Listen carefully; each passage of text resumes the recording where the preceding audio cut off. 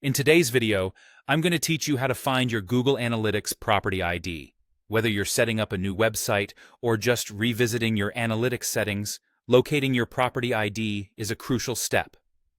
It helps link your website or app to Google Analytics, enabling you to track performance data efficiently. So, let's dive right in and find that ID together. To begin, you'll need to navigate to analytics.google.com.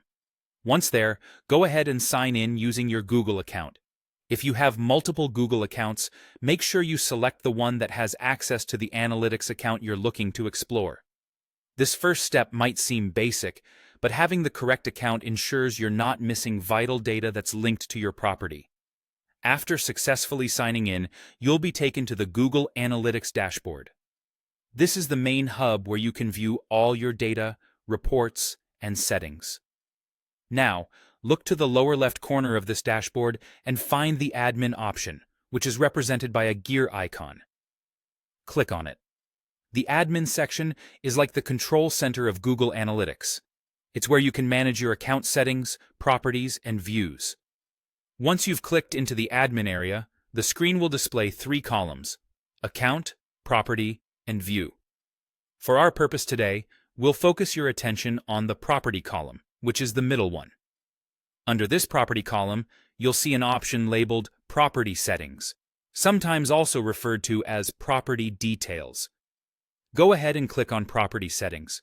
It's here you can configure various settings related to your properties, such as the default view, currency, and more. With Property Settings opened up, take a moment to scan through the details presented.